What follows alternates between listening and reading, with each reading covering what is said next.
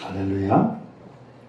오늘부터 차량 운행을 하려고 했지만은 오늘 확진자가 2,200명을 넘어갔습니다. 그래서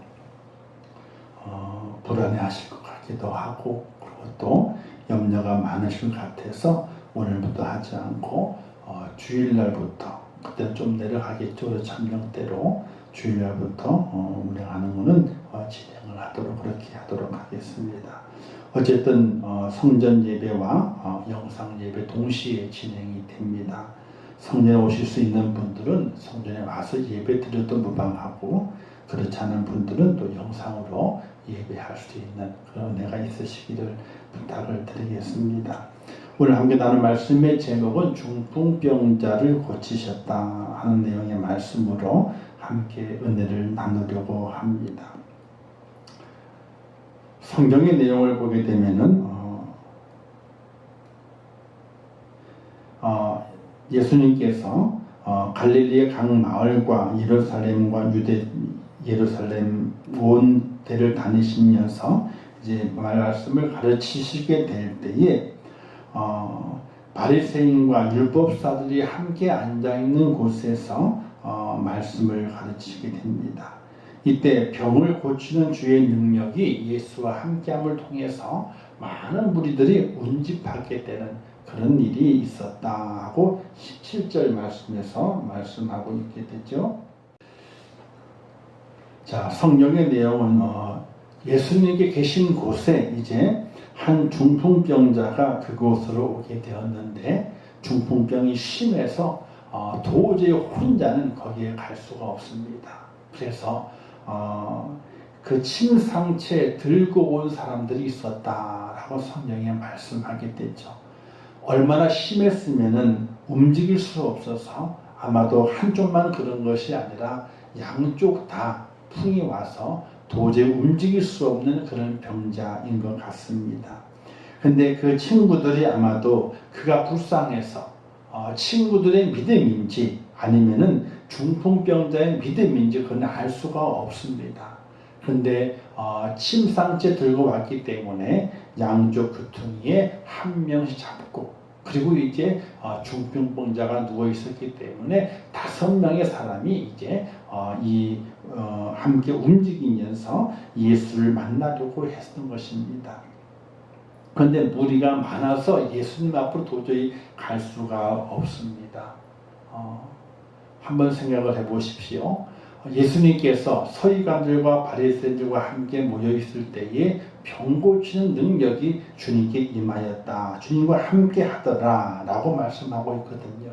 이건 단지 그냥 병 고치는 능력이 임했다는 것으로만 끝난 것이 아니라 임한 것이 증명이 되어야 되거든요. 그래서 많은 사람들이 병자들이 와서 병이 낫게 되는 그런 일들이 무수하게 벌어지고 있는 현장의 모습입니다. 그렇기 때문에 이제 이 중풍병자도 예수님께 자기의 몸을 보이고 낫고자 원해서 가기를 원했지만은 자신이 혼자 움직일 수 없어서 아마도 친구 넷을 불러서 나를 침상채로 움직여 예수 앞에 데려가 달라 이렇게 부탁을 한 것 같습니다. 이제 이 친구들은 이 중풍병자의 부탁을 들었고, 그 중풍병자의 병이 심한 것을 알고 있던 차에 그가 그 소원이 이루어질 것 같은 소원이 이루어질 것 같기 때문에 이제 이 4명의 친구들이 한 중풍병자를 예수님께로 옮기게 되는 것이죠. 근데 많은 병자들이 운집했고 주님을 만나려는 사람이 너무나 많았기 때문에 그 가는 길이 평탄하지 않았습니다. 집 가까이 들었을 때는 도저히 그 길을 뚫고 갈 수 없을 정도로 사람들이 문을 가득가득 메웠기 때문에 도저히 집 안으로 들어갈 수가 없게 된 지경에 이르렀던 것입니다. 이때 그들은 포기하지 않습니다. 그들이 다시 행동하게 됐죠. 그 중풍병자 침상채 메고서 지붕으로 올라가게 됩니다. 지붕에 올라가서 여기 말씀에는 기와를 벗기고 라고 되어 있는데, 사실 이스라엘은 기와가 그렇게 많지 않아요. 기와집은 기와집이었는지, 근데 기와로 새로 번역된 데에는 기와로 번역이 됐거든요. 근데 이스라엘은 그냥 판자칩을 해가지고 이제 지붕을 얹었기 때문에 그 지붕을 살짝 뜯어낼 수가 있게 됩니다. 지붕을 뜯어내고 그 지붕을 위에서부터 예수님 앞으로 그 침상을 달아내게 되는 행동을 그들이 하게 되지요. 참으로 어떻게 보게 되면 어리석은 일 같기도 하고 어떻게 우매할까라고 생각이 들기도 하고 무작정 저렇게 한다고 병이 나을까라고 생각할 만하지만은 이 네 명의 친구들과 이 중풍병자들은 무리를 뚫고서 예수를 만나야만이 자기 질병이 고침받겠다고 하는 그런 믿음을 가지고 확실한 믿음을 가지고 무리가 운집해 있음에도 불구하고 앞으로 달려갔습니다. 드디어 예수님 앞에 그 침상이 달아 내려오게 됩니다. 한번 생각을 해보십시오. 서기관들도 있고 바리새인들도 있고 예수님이 앉아 계시고 많은 사람 운집했고 아마 돌아가면서 병 있는 자들이 주님을 만나는 이렇게 과정이었을 것입니다. 왜? 병 고치는 능력이 나타났다. 예수와 함께했다고 하는 것은 그 자리에 순간순간 병이 낫는 역사가 있었기 때문에 이렇게 말하고 있는 것이거든요. 근데 지붕이 다 뚫리고 천장이 뚫린 다음에 거기에서 침상체로 내려오고 있는 그 광경을 한번 생각해 보시기 바라겠습니다.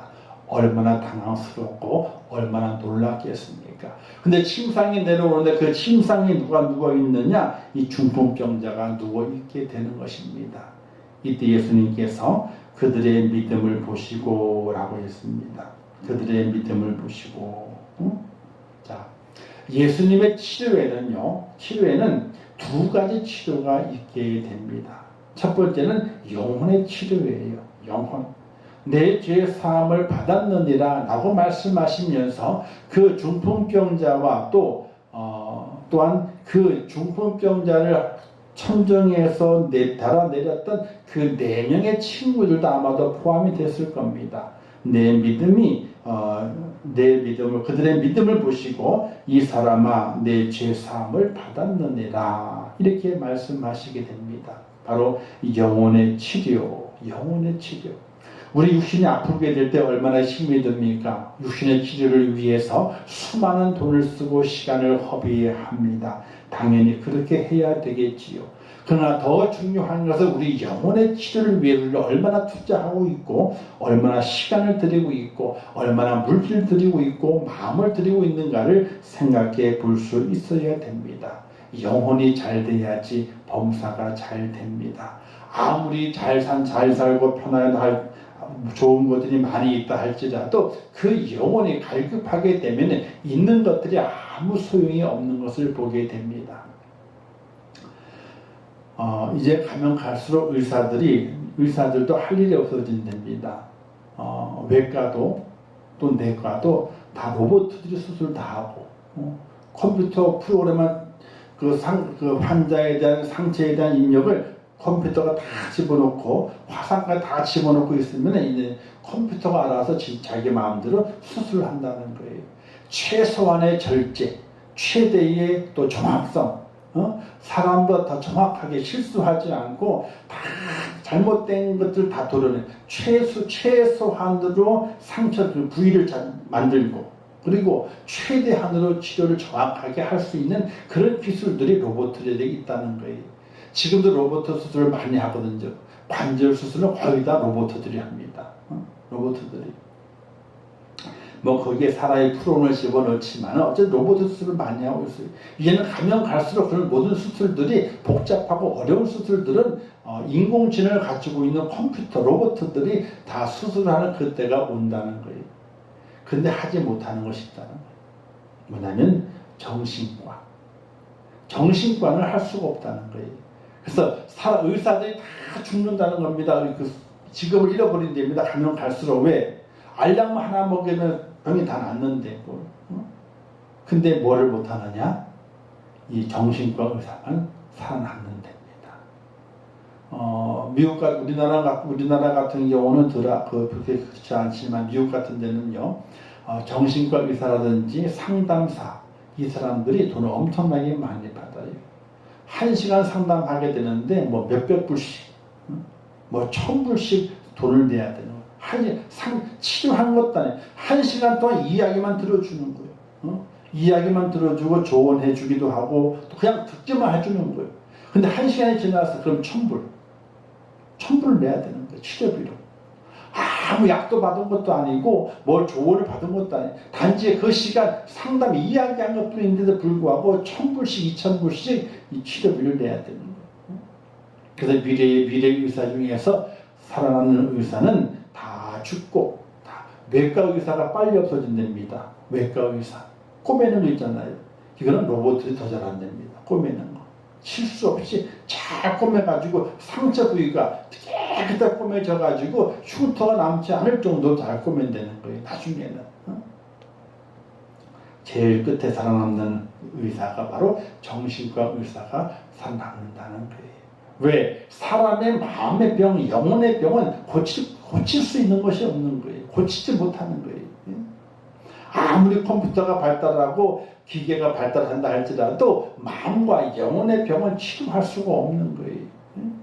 내 영혼이 잘된 같이 내가 범사가 잘 되기를 원한다 라고 축복하게 되는데 바로 우리 주님께서는 그 사람의 영혼의 죄를 치료하기 위해서 내 죄 사함을 받았느니라. 사랑하는 성도 여러분, 예수 그리스도를 왜 믿습니까? 돈을 많이 벌어서 부자가 되기 위해서요. 육신이 아프지만 다 치료받아서 깨끗함을 이루기 위해서요.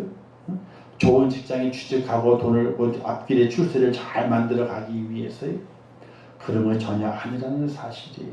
그건 단지 살아가는 동안에 하나님의 뜻에 의해서 하나님의 뜻을 이루기 위해서 필요한 부분이 있다면 그 필요한 부분들을 하나님께서 채워주시는 것이지 그걸 위해서 오늘 우리가 예수 그리스도를 믿고 있다는 사실이 아니에요. 우리가 믿는 것은 가장 먼저 내 죄 사함을 받았느니라. 내 영혼의 자유함, 내 영혼의 치료를 받기 위해서 예수 그리스도를 믿는다는 사실이. 근데 그 영혼의 치료는 무엇을 통해 치료가 받느냐? 바로 믿음을 통해 치료받게 되는데 예수님께서 천정에 달아 내려오는 그 환자를 보시고 또 천정을 뚫어서 달아 내리는 그 동료들을 보고 말씀하시는 것이 그들의 믿음을 보시고 그랬어요. 믿음이 얼마나 대단하게 되면 그 군중을 뚫고 돌아오겠습니까? 믿음이 얼마나 대단하게 되면 지붕을 뚫고서 예수님 앞으로 주님 만나야 되겠다고 내려보냈겠습니까? 오늘 이 시대도 우리에게 믿음이 필요하게 되는 거예요.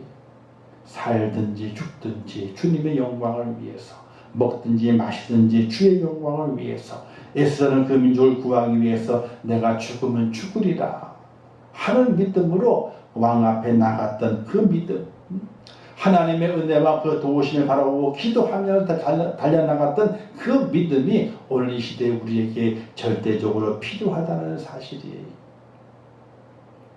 예수님께서는 그들의 믿음을 보시고 내 죄 사함을 받았느니라 그 영혼을 치료하시게 돼요. 사랑하는 성도 여러분, 우리의 마음이 갈급합니다. 우리의 영혼이 정말 갈급하고 피폐해져 가게 됩니다. 어서 빨리 그 영혼이 치료받아야 되는데 주님을 향하는 그 믿음, 나의 구원을 이루어주신 그 은혜를 통한 그 믿음을 내가 온전히 내 마음에 간직하고 하나님을 내가 믿습니다. 주님을 내가 믿습니다. 내가 믿음으로 죽든지 살든지 주의 영광을 살겠다고 하는 그 각오를 가지고 주 앞에 나와 예배하며 찬양하며 말씀의 은혜 받고 주님만을 바라보게 될 때에 예수님께서 그 믿음을 보시고 내 죄 사함을 받았느니라 이렇게 말씀하시는 은혜로 내 영혼을 치료하신다는 사실이. 그리고 이제 두 번째 육의 치료를 하시게 되죠.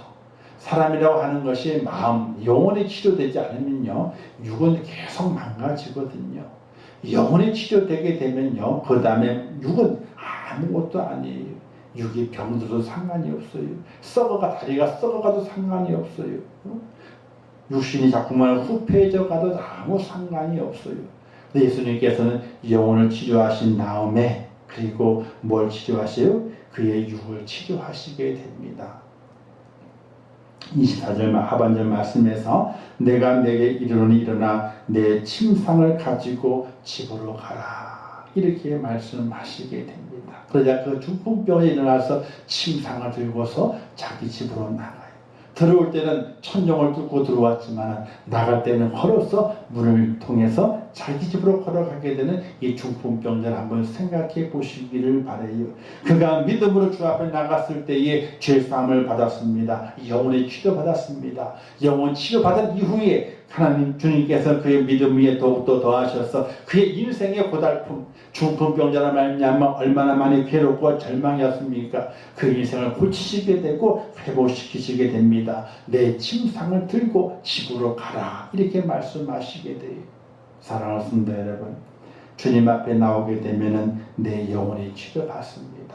믿음으로 치료받습니다. 그리고 내 육의 모든 삶이 치료받습니다. 회복되는 은혜가 있습니다. 그 은혜를 확실히 믿고 믿음 안에 주 앞에 서시는 귀한 여러분 되시기를 주님의 이름으로 축원합니다. 근데 이 말씀 가운데 우리가 깨닫는 것이 있어야 됩니다. 중풍병 나았다고 하는 이야기는 당연히 깨달아야 되고 또 깨달아야 될 것이 있는데, 우리 주님께서는 사람의 마음을 아시는 주님이시라는 사실이에요. 왜? 여기 보게 되니까 예수님께서 영혼 치유하기 위해서 내 죄의 사함을 받았느니라고 말씀하시게 될 때에 함께 했던 서기관과 바리새인들이 속으로 겉으로 표현하지 못하는 겁니다. 왜? 주님께 지금은 병 고치는 능력이 있어서 많은 사람들이 고침받고 나가고 있는 중이거든요. 여기에서 주님 왜 그러십니까? 라고 말했다가는 자기 창피를 당할 것 같으니까 마음속으로 얘기하는, 마음속으로. 그 당시에 병 고치는 능력은요, 하나님이 그렇게 하신다, 이렇게 되어 있는 거거든요. 하나님의 능력을 행하고 있는 그 자리에서 죄사함에 대한 이야기를 하기, 영혼에 대한 문제를 이야기하게 되니까 서기관들과 바리새인들이 마음속으로 이렇게 생각하게 됩니다. 지금 이 사람이 누구냐? 지금 신성모독을 하는 발언을 하고 있는 이 사람이 누구냐? 이렇게 속으로 생각하고 있게 되는 겁니다. 신성모독하고 있는 이가 누구냐는 거예요. 서기관들 바리새인들이 신성모독하는 자가 누구냐? 하나님 외에 누가 능히 죄사하는 권세가 있느냐? 이런 마음을 그 속에 품게 되는 것입니다. 그러니까 그 서기관과 바리새인들 그 마음속에는 악한 생각이 자로잡고 있는 것이죠. 하나님의 그 능력으로 병을 고치고 있음에도 불구하고 그는 그것을 받아들이지 않고 있는 겁니다. 지금 이 병 고치는 것은 하나님의 능력이 아니라 다른 능력으로 병을 고치고 있다는 생각을 가지고 있었던 것뿐만 아니라, 이 사람이 지금 죄사하는 권세가 있다고 그랬는데 죄사하는 권세는 하나님밖에 안 가지고 계시게 되는데 왜 이 사람이 죄사하는 권세가 있느냐? 신성을 모독하고 있다. 주님의 죄를 고하려고 하는 그런 마음에서 그와 같은 생각을 하고 있는 중입니다. 왜? 그 당시에 주님께 십자가 달려 돌아가시게 될 때에 재판정에서 제사장들이 가장 처음에 내걸었던 것이 주님의 죄를 뭐라고 그랬냐면 이가 신성을 모독했다, 하나님을 모독했다, 이게 첫 번째 죄목이었거든요. 근데 증거를 대라 했을 때는 증거를 대지 못하면서도 하나님을 신성을 모독했다라고 고발했던 것이거든요. 바로 이 서기관과 바리새인들의 마음속에 그와 같은 마음이 자리 잡고 있었다는 사실이에요. 근데 예수님께서 그 생각을 아시고 대답하시게 돼요. 너희 마음에 무슨 생각을 하고 있느냐? 사랑하는 성도 여러분, 오늘 우리 이 땅에 살아가게 될 때 우리의 마음은 알 수가 없게 되죠. 10길 물속은 알지만은 한 길 사람 속은 알지 못한다, 이런 말이 있듯이 사람의 속을 알 수가 없어요. 사람의 속. 아무도 사람의 속을 알 수가 없습니다. 그런데 하나님은 아신다는 거예요. 이게 가장 가장 놀라운 일이면서 불구하고 두려운 일이에요. 사람은 사람 속을 알 수가 없어요. 알 수가 없어요. 근데 하나님께서는 그 속 마음의 생각을 분명히 아신다는 것입니다. 그래서 서기관들과 바리새인들이 마음에 악한 생각을 품는 것을 아시고 그들에게 말하게 되는 것이죠. 어떻게 말하게 되느냐? 죄사함을 받았느니라 하는 말과 일어나 걸어가라 하는 말 중에서 어느 것이 쉽겠느냐? 이렇게 물어요. 그 말씀하시기를 인자가 땅에서 죄를 사하는 권세가 있는 줄을 너희로 알게 하리라. 이렇게 하시면서, 자, 처음에 죄 사하는 권세가 내 죄 사함을 받았느니라 라고 말씀하고, 그리고 마지막에 이제 일어나 침상을 집으로 가라 이렇게 말씀한 두 말씀이 있는데, 그 말씀을 하나, 내 자리를 들고 일어나 걸어가라 하는 말씀 하시기 전에 두 개를 합쳐 말씀하시게 돼요. 죄 사하는 권세와 죄 사함 받았느니라 하는 말과 자리를 들고 일어나 걸어가라 하는 말 중에서 어느 것이 쉽겠느냐? 쉬운 게 어느 것이 쉬울까요? 죄 사함을 받았느니라 하는 말이 쉬운 거예요. 왜? 그 눈에 안 보이니까. 일어나 걸어가라 하는 말 눈에 보이거든요. 눈에 안 보이는 건 이루어졌는지 안 이루어졌는지 알 수가 없어요. 눈에 보이는 것은 이루어지지 않으면 가짜로 판명나기 때문에 더 어려운 거예요. 그렇게 말씀하시고, 그리고 주님께서 병자에게 내가 내게 이르노니 일어나 내 침상을 들고 집으로 가라. 그러자 그 중풍병자가 침상을 들고 걸어가. 죄 사함을 받았느냐 하는 것이 말이 쉬운데 가장 어려운 것, 더 어려운 침상을 들고 일어나 걸어가라 라는 말씀을 통해서 중풍병자를 낫게 하신 기적을 보이시게 되는 거예요. 이 두 개를 보이신 것은 바로 서기관과 바리새인들의 마음속에 아직까지 예수님을 메시아로 하나님으로 믿지 못했던 그 악한 생각을 고치시기 위해서 그들에게 그와 같은 말씀을 하시겠다는 사실이에요. 마음속의 생각은 벌써 아시면서 그의 신성을 증명하시는 겁니다. 너희 마음속에 나를 메시아로 믿지 않고 있지 않느냐? 내가 너의 그 생각을 바꾸리라 라고 말씀하시면서 이 사건을 통해서 내가 메시아라, 내가 하나님이라 하는 것을 증명하게 됐던 것입니다. 그 이후에도 바리새인들 주님을 시험하기 위해서 여러 가지 많은 사건들을 벌이게 되죠. 현장에서 가늠한 여인을 붙잡아서 예수님께 데려온 사건이 있습니다.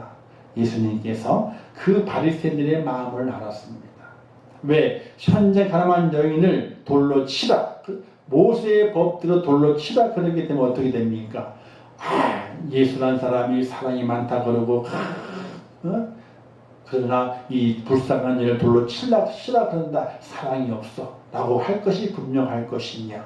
또 만약에 이 여인을 그냥 돌려보내라 라고 말하게 되면 모세의 법에 현재 가늠한 여인은 돌로 쳐 죽이라 말씀했는데 모세의 법을 어기는 자라, 이렇게 두 가지, 어느 답을 하든지 간에 두 가지 올무를 만들어 놓고 함정을 만들어 놓고 예수님을 시험했던 그들의 모습이 있거든요.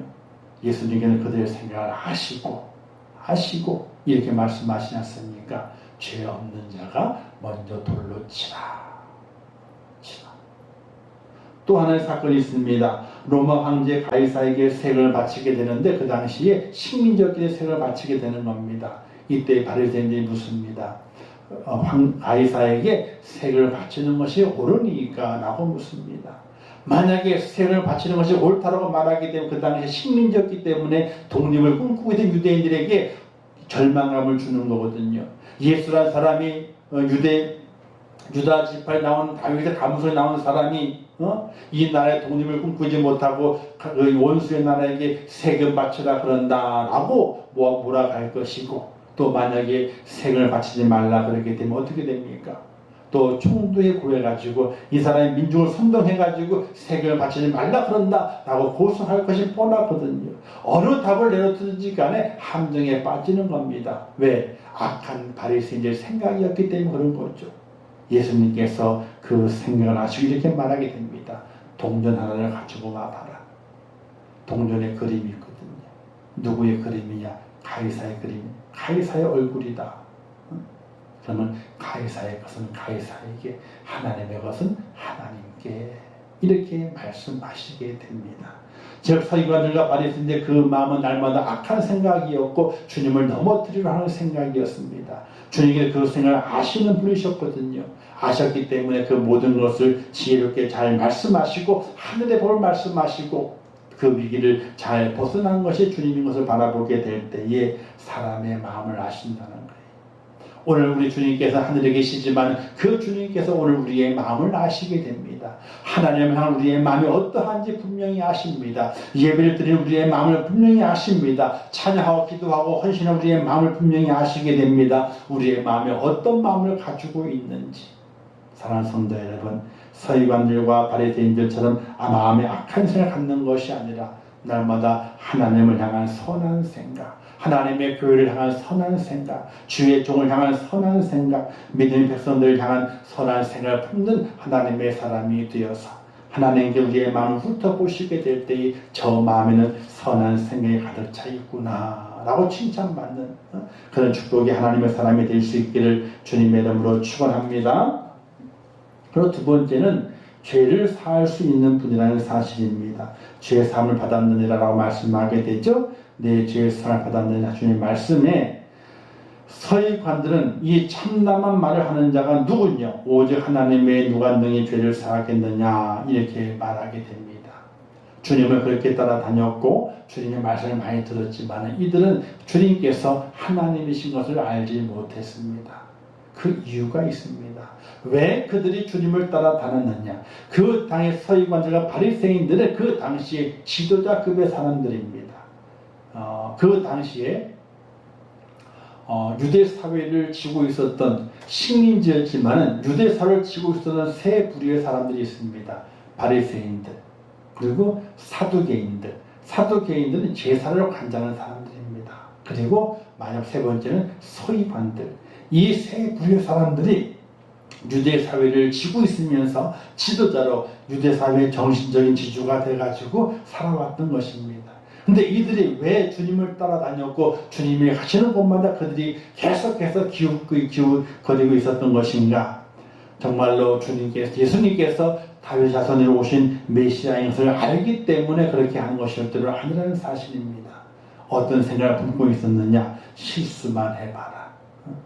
조금이라도 실수만 해봐라. 그 실수를 찾고 허물을 찾기 위해서 주님을 따라다녔던 것이지, 예수님께서 메시아이기 때문에 하나님을 인정했기 때문에 그에게 교훈을 받고 말씀을 받고 은혜를 받고 그분의 인도를 받기 위해 따라다녔던 것이 절대로 아니라는 사실이에요. 그들은 이 말씀, 즉 내 죄 사함을 받았느니라 하신 말씀하신 이가 누구인지를 몰랐어요. 아니 어렴풋이 알았어요. 아니 바리새인들은 정확하게 알았어요. 왜? 구약에 기록된 대로 오신 분이기 때문에. 근데 그들은 예수님을 하나님으로, 성자 하나님으로 인정하지 않았어요. 왜? 그들이 누리고 있었던 자기들의 위치를 잃어버리고 있기 때문에. 지금까지 거짓말을 해왔고 지금까지 허탄 말로 백성들을 미혹했던 그들이 무너지기 때문에 절대로 예수님을 메시아로 인정하지 않았다는 사실이에요. 그러나 예수님께서는 죄사함을 주는 성자 하나님이라는 사실입니다. 또 우리의 육신의 제도사, 육신도 고치시고 우리 영혼의 죄를 완전히 회복시키시기 위해서 십자가의 어린 양으로 돌아가시게 되는 주님의 어린 양, 하나님의 어린 양이 되시고 우리의 참 메시아가 되시는 성자 하나님이 되시다는 사실을 믿는 믿음의 사람이 되시기를 주님의 이름으로 축원합니다. 자, 그러면 믿음이 있는 자들의 행동은 어떠해야 되느냐? 우리 주님이 메시아가 되시고 그분께서 내 영혼을 살리시고 죄사함의 권세가 있는 그런 분이신데 그분을 향한 우리의 행동이 어떤 행동이 있어야 될 것인가? 첫 번째는 예수님께서 그 병을 고쳐주실 줄 아는 확실한 믿음을 가지고 있어야 됩니다. 많은 사람들이 현대는 기적이 없다 그러죠. 기적이 없다 그럽니다. 근데 기적이 없는 것이 아니에요. 기적을 일으킬 만한 믿음이 없기 때문에 기적이 없는 거예요. 한국교회 초창기에 왔을 때 이 나라에 많은 역사가 있었죠. 평양대회 부흥운동을 통해 성령의 운행하심을 통해 온 나라가 들끓게 되고 부흥운동이 일어나서 누구든지 죄사함을 받고 예수 믿어서 구원받는 이들이 너무나 많아지는 그때를 지나왔습니다. 60년대, 70년대, 80년대 지나왔습니다.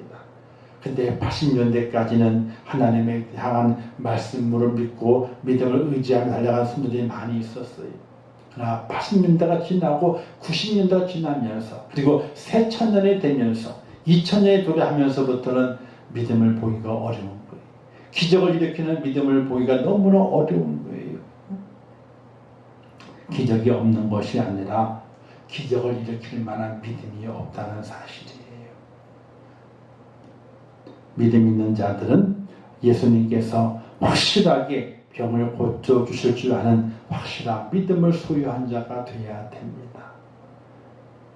두 번째는 낙심하지 말고 끝까지 관철하는 믿음이 필요하게 됩니다. 조금만 안 되면은 빨리 이루어지지 않으면 금방 낙심하고 절망합니다. 안 되나 보다. 빨리 포기하자. 빨리 포기하자.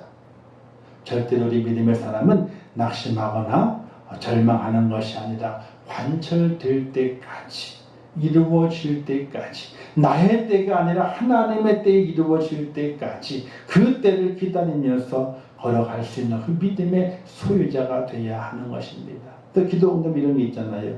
응답을 주셔도 응답이고 응답을 안 주셔도 응답이고, 그죠?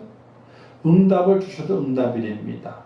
응답을 안 주셔도 응답이랍니다. 왜? 모든 것은 내 때에 있는 것이 아니라 하나님의 때에 있기 때문에 그렇다는 겁니다. 그런 믿음을 가지고 살아갈 수 있는 하나님의 사람이 되어야 되는 거죠. 세 번째는 모험적인 믿음이 필요합니다. 장애물이 있습니다. 그 장애물을 극복하고 넘어갈 수 있는 믿음이 필요하게 되는 겁니다. 어떤 때는 모험도 할 필요가 있게 돼요. 말라기서에 보게 되면 11조를 가지고 나를 시험하라 라고 말씀했거든요. 그러면 11조 가지고 시험할 필요도 있어요. 정말이에요. 11조를 잘 드려요. 어떤 분 더 잘 드려요. 어떻게? 하나님, 제가 지금은 100만 원밖에 못 벌어서 10만 원의 11조지만은 후에 300만 원을 벌 줄 알고 미리 30만 원을 11조를 드립니다.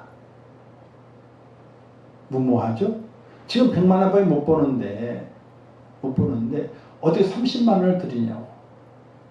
100만 원밖에 못 버는데. 그런데 그가 믿음이 하나님 얼마 되지 않아서 제가 300만 원을 벌어서 30만 원을 11조를 드리게 할 줄 믿습니다. 그래서 100만 원의 11조지만은 11조를 10만 원 되지, 100만 원의 11조가 10만 원이지만은 10만 원을 드리지 않고 30만 원을 드립니다. 어떻게 됐을까요? 얼마 지나지 않아서 30만 원을 드릴 수 있게 돼요.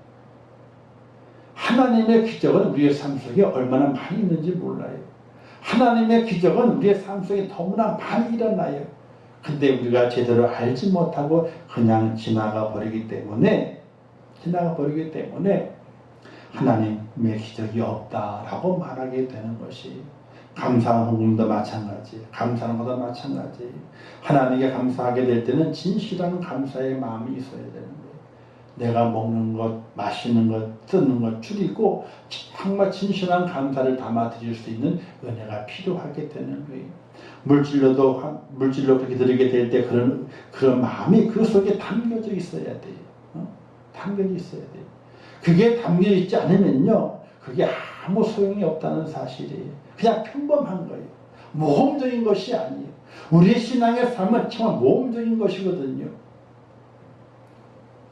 천국을 보셨나요? 안 봤잖아요. 안 봤는데 천국이 있다고 가는 거예요. 얼마나 모험적이에요. 이거 모험적인 거거든요. 이 믿음이 모험적인데 천국을 향한 것만 모험적이고 다른 것은 다 모험적인 것이 아니에요. 헌신하는 것도 그렇고 물질 드리는 것도 그렇고 예배하는 것도 그렇고 다 모험적이지 않아요. 단지 천국 간다 하는 것만 모험적이에요. 사랑하는 성도 여러분, 모험적인 믿음이 필요해요. 헌신과 또 물질 드리는 것과 시간 드리는 것과 예배 드리는 것, 모험적인 믿음. 장애물이 있다 할지라도 그 장애물을 뛰어넘는 그런 믿음이 필요하다는 사실이에요. 네 번째는 구하는 것보다 더 좋은 것 주시는 주님이다. 구하는 것보다 더 좋은 것 주신다. 이 중풍병자 같은 것은 병을 낫기 위한 것이었어요. 육체의 치료죠. 그러나 주님께서 그 믿음을 보시고 더 좋은 걸 주셨습니다. 영원히 구원받게 되는 그 영육 간의 강건함, 영혼도 강건해지게 되고 육도 강건해지게 되는, 육보다도 영이 강건해져야 되는데 그 영의 강건함도 허락해 주시게 되는 그 축복을 누리게 되는 것이, 우리가 믿음으로 구하게 될 때에 우리 주님께서 더 좋은 걸 주신다 하는 사실을 믿는 믿음이 필요하게 돼요. 마지막 다섯 번째는 믿음 있는 자는 불쌍한 사람을 예수님께 데려오는 일을 아무리 어려워도 감당해야 되는 믿음이 필요하다는 사실이, 내가 믿음이 있다면 불쌍한 사람을 예수께 데려오는 일을 어려워도 해야 되는 것이. 자, 이 중풍병자 데려온 사람은 누굽니까? 4명의 친구거든요. 4명의 친구란 말입니다. 이들이 이 중풍병자를 예수께 데려오지 않았다면 이 중풍병자는 주님 못 만났어요. 영혼도 구원받지 못했습니다. 육신도 나음을 입지 못했을 것입니다. 그러나 이 4명이 어떤 장애물을 다 뚫고도, 지붕을 뚫고 내리게 된 그 험한 일을 하면서까지도 지붕을 뚫을 때에 사람들이 얼마나 욕을 먹었을 것 같아요. 집주인은 어떻고 수리해라 마라, 별 난리가 다 있었을 것 아니에요. 그런 장애물을 다 극복하고 그 중풍병자는 예수님께 데려왔거든요. 우리가 믿음을 가지고 있다면 불쌍한 사람, 아직 예수 믿지 못하는 사람이 가장 불쌍한 사람이에요. 가장 불쌍한 사람, 예수 믿지 못하는 사람. 가난한 사람이요? 아니요, 괜찮아요. 쨍하고 해들다 있을 수 있어요. 상관없어요. 집이 없는 사람 상관이 없어요. 초가 상관도 주님과 함께 계시게 되는 그곳이 천국이라고 그랬는데 아무 상관이 없어요. 바로 예수를 못 만난 사람이 가장 불쌍한 사람이에요. 그 예수를 못 만난 사람을 아무리 어려워도, 아무리 힘들어도, 아무리 방해가 있어도 그를 예수께 데려온 일을 하는 데 있어서는 힘을 쏟아낼 수 있는 그런 믿음의 사람이 되어야 되는 것이, 그래야 그때의 기적이 일어나게 돼요. 예수님께 되는 기적이 있게 되고 구원받는 기적이 있게 되고 삶의 문제가 해결되는 그런 기적이 나타난다는 사실을 믿으시기를 주님의 이름으로 축원합니다. 이렇게 믿음 있는 자의 행동이 필요한 거예요. 그냥 나 믿음이 있어 하고 살아가는 것이 아니라 내게 믿음이 있다면 그 믿음을 가지고 내가 어떤 행동을 하는가, 그 행동이 필요하게 되는 것이, 야고보 기자는 말하지 않습니까? 행함이 없는 믿음은 죽은 믿음이다 라고 말했거든요. 오늘의 말씀을 기억하시면서 믿음 있는 행동을 보이는 그런 인천교회 성도가 되시기를 주님의 이름으로 축원합니다. 이제 마지막 주시는 전체적인 교훈은 첫 번째, 예수 그리스도가 누구이신 줄 확실히 알아야 된다. 서기관들과 바리새인들은 몰랐습니다. 아니, 알고도 모른 척했는지 모르겠지만은 그들의 마음속에 악한 마음이 있어가지고 이가 누구이기에 신성모독을 하느냐, 이렇게 그렇게 악한 생각을 가졌습니다. 오늘 우리가 살아가게 될 때에 예수 그리스도가 누구이신 줄 확실히 알아야 됩니다. 그분은 나를 구원하신 분이고 내 영혼을 건지시고 구원하시기 위해서 십자가에 달려 물과 피를 다 쏟아주신 사랑의 주님이라는 사실, 성자 하나님이라는 그 사실을 확실히 하는 믿음이 필요하게 됩니다. 또한 두 번째는 어떤 고난 중에도 주님을 찾기를 주저하지 않아야 됩니다. 세상에는 답이 없을 수 있습니다. 답이 없을 수 있습니다. 그러나 주님께 나오게 되면 답이 있습니다. 어떻게 어떤 고난이 와도 어떤 환난이 와도 다른 걸 찾지 않아도 주님을 찾아야 됩니다. 근데 우리가 가만히 보게 되면요, 어려움이 오게 되면 가장 먼저 주님을 먼저 보여요. 주님을 먼저 보여요. 이런 찬양이 있지 않습니까? 하나님 한 번도 나를 실망시킨 적 없다는 찬양이 있지 않습니까? 하나님 한 번도 나를 실망시키신 적 없으시고 하는 찬양이 있거든요. 하나님은 한 번도 나를 실망시키신 분이 아니에요. 근데 우리가 환난이 오고 고난이 오게 되면 가장 먼저 뭘 버리느냐? 하나님을 먼저 버려요. 하나님을 먼저. 하나님은 절대 우리를 버리신 분이 아니라 우리를 구원하시기 위해서 독생일 땅에 보내신 분까지 사랑하시는 그 분이 하나님이신데, 우리는 고난이 오고 환난이 오게 되면요, 하나님을 가장 먼저 버려요. 그리고 나중에 정말 만신창이가 됐을 때, 아무것도 남지 않았을 때, 사람에게 실망하고 차이고 버림받은 이후에 그때서야 하나님 하고 오는 사람들이 있어요.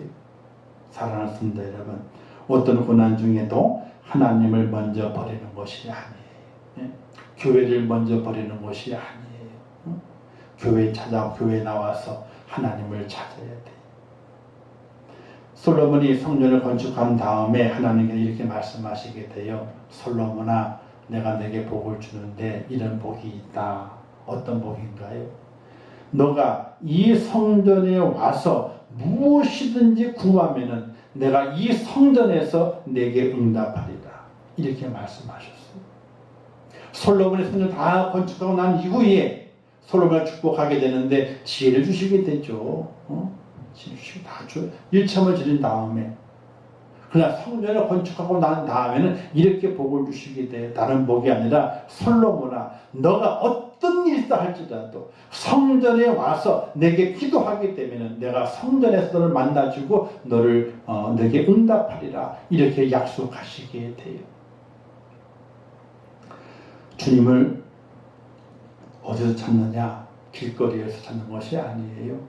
집에서 찾는 것이 아니에요. 직장에서 찾는 것이 아니에요. 바로 하나님의 전에 올라와서 주님을 찾기를 주저하지 않아야 돼요. 성전에 주님을 찾게 될 때 주님 만나주시게 되고 성전을 통해서 응답하신다고 약속하셨거든요. 그 약속을 믿고 바로 주님을 찾기를 주저하지 않는 하나님의 사람이 되어야 되는 것이에요. 세 번째는 주변에 고통받는 이들, 예수 믿지 않아서 영혼이 피폐되고 갈등하고 힘들어하는 그 많은 사람들이 있습니다.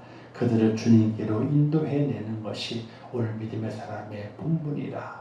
이 4명의 사람이 중풍병자를 주님께로 인도해서 영육간에 강건함을 입게 했던 것처럼 오늘 우리들에게도 이 중풍병자를 들고 왔던 4명의 사람들처럼 그 모든 사명이 오늘 우리에게도 있다는 사실을 꼭 기억하시면서 오늘 말씀으로 예수 그리스도가 확실히 누구인지는 확실히 아시고 고난을 만났을 때는 주님 앞에 찾아오는 것을 주저하지 마시고 또 믿음으로 이 땅에 살아가게 될 때에 주변에 고통받는 사람들, 예수 믿지 않아 고난받고 그 영혼이 피폐해진 사람들을 주님께로 인도해낼 수 있는 선한 하나님의 사람이 될 수 있기를 주님의 이름으로 축원합니다. 기도하겠습니다. 좋으신 아버지 하나님, 은혜를 감사합니다. 오늘도 귀한 말씀을 주셨습니다. 잘 깨닫게 하옵소서. 신실하게 깨닫게 하옵소서. 오늘 중풍병자가 난 사건을 통해서 예수 그리스도가 누구신지 확실히 알게 도와주시고 성자 하나님이심을 고백하게 도와주시고 이 땅의 삶의 고난과 환난을 만났을 때에 주님을 찾아야 되는데 주님을 끝까지 찾고 주님 앞에 올 수 있는 믿음의 사람이 될 수 있도록 하나님 도와주시기를 원합니다. 또한 이 땅에 고통받는 사람도 너무나 많이 있습니다. 그들 하나님께 인도해서 그 영혼의 평안함을 줄 수도 있고 영혼의 죄사함의 은총을 받아 영혼의 구원받아 정말 기쁘고 감사가 있는 영원한 즐거움에 들어가는 하나님의 사람을 만들어 갈 수 있도록 은혜를 허락하시 주시고 그의 쓰임받는 믿음의 사람이 될 수 있도록 저희를 붙잡아 주시옵소서. 오늘 함께 하실 것을 믿습니다. 도와주시옵시고 내일도 함께 하옵소서. 예수님의 이름으로 기도하옵나이다. 아멘. 교회 소식을 전하겠습니다. 무더위가 계속됩니다. 건강 조심하시고 또 확진자가 2,000명, 2,200명이 넘었습니다. 내일은 어떨런지 아직 뉴스를 보지 못해서 가늠하지 못하지만은 이를 위해 많이 기도하시고 또 2,000명이 넘는 바람에 오늘 차량 운영을 하지 않았습니다. 금요일까지도 하지 않습니다. 주일은 정상적으로 우리가 10% 좌석의 10% 예배를 드릴 수 있기 때문에 차량 운행을 합니다. 기억하시고 예배당에 나와서 예배하는 일에 전심을 다할 수 있기를 바라고 또 건강을 잘 지키셔서 어려움 당하지 않도록 그렇게 생활하시기를 바라겠습니다. 주기도문하겠습니다. 하늘에 계신 우리 아버지여, 이름이 거룩히 여김을 받으시오며 나라에 임하옵시오며 뜻이 하늘에서 이룬 것 같이 땅에서도 이루어지이다. 오늘날 우리에게 일용할 양식을 주옵시고 우리가 우리에게 죄 지은 자를 사하여 준 것 같이 우리 죄를 사하여 주옵시고 우리를 시험에 들게 하지 마옵시고 다만 악에서 구하옵소서. 대개 나라와 권세와 영광이 아버지께 영원히 싸움나이다. 아멘. 아버지 주를 함께 하시고 주의 사랑으로 주의 붙잡아주시고 인도해 주시기 원합니다. 하나님의 믿음 안에 주를 온전하게 하옵소서. 아버지 믿음 안에 주를 온전하게 하시옵소서. 하나님의 은혜 안에 죄를 세워주시옵소서. 주님만 바라보게 하시옵소서. 아버지 기도하게 하시옵소서. 확실한 믿음을 가지고 살게 하시옵소서. 하나님의 은혜를 구하고 하나님의 사랑을 구하게 하여 주시옵소서.